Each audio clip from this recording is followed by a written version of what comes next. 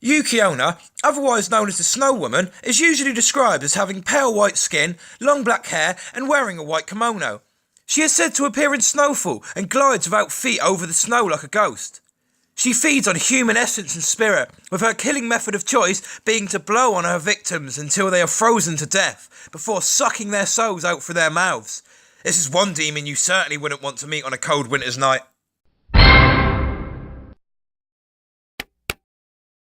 In this tale of a woman scorned, Uji no Hishimi prayed to a deity to turn her into an oni, which are types of supernatural ogres or trolls in Japanese folklore.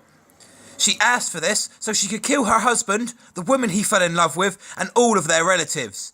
To accomplish this, she bathed in the Uji River for 21 days, divided her hair into 5 horns, painted her body red with vermilion, and went on a legendary killing spree. Besides her intended victims, anyone who saw her instantly died of fear. Seems like looks definitely can kill.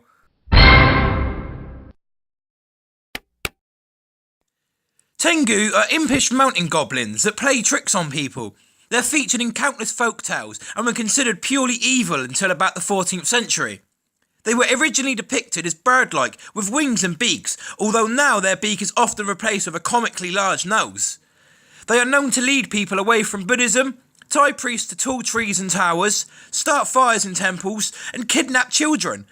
Many legends say that the Tengu were hypocritical priests who must now live the rest of their lives as mountain goblins as a punishment. Locals made offerings to the Tengu to avoid their mischief and trouble, and there are still festivals in Japan dedicated to them today.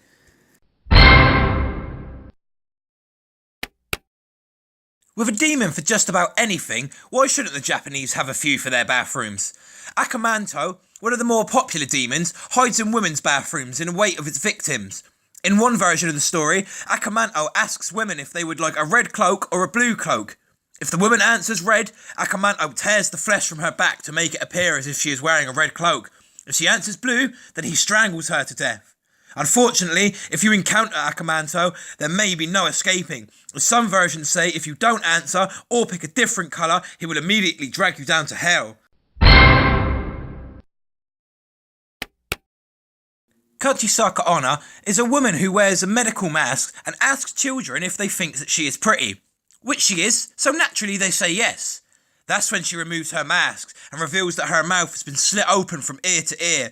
At this point, she asks the child if they think she's pretty now. If the child replies no, she cuts the kids in half.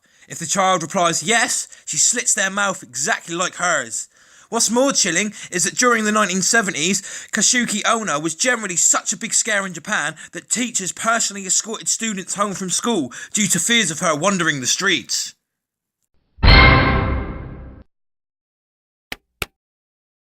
The Kappa is a small green goblin-like creature that is believed to be found lurking near shallow rivers and streams.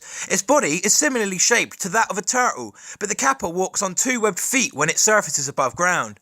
Its defining characteristic is a bow-cratered head, which cups a small amount of water. This helps camouflage the Kappa when hiding in its natural habitat. The Kappa is one of the many legendary creatures that serves a purpose, for parents to tell tall tales of them, to avoid their children from getting close to streams and the dangers of the Kappas pulling them under, or more realistically, to stop them slipping into the water.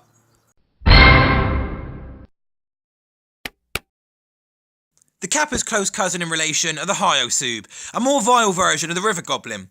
It prefers, however, to travel across the land outside of rivers, frequently visiting local homes and bathtubs, leaving behind a foul smell and tons of fur wherever it goes.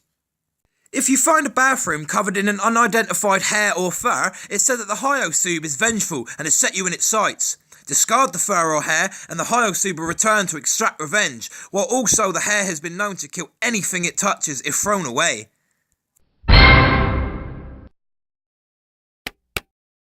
The Teke Teke is a truly horrifying demon. Its origins root from the story of a schoolgirl who accidentally fell onto the tracks one day on her way home, and the train then cuts her in half, but violently leaves her alive, separating her upper torso and her lower legs. Her upper half would then stalk and terrorise commuters late at night, exacting the same disfigurement to her prey. The legend gets its name from the scratching of her exposed spine against the pavement, making a Teke Teke sound that's both distinctive and horrific.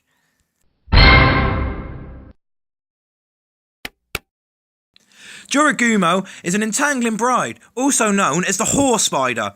These yokai take the form of golden orb weaver spiders, which live throughout Japan. When these spiders reach 400 years of age, they develop magical powers and start feeding on humans instead of insects. To do so, the Juragumo assume the form of a beautiful woman and lure young men to their doom.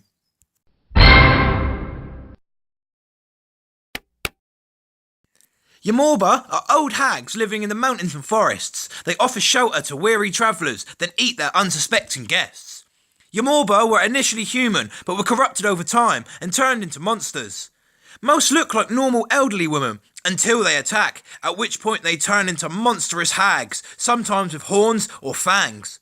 They possess powerful magic, which aids them in killing and consuming guests. Tasty. Hello guys, it's Master Wolfish here. Thank you very much for being here again for our new top 10. Sorry that it's taken so long. I haven't been up to standards as I've usually been. Anything you'd like to see, then just leave below in the comments. Make sure you leave a like, that you share with your friends and you subscribe to support the channel. Thank you very much. Until next time, goodbye.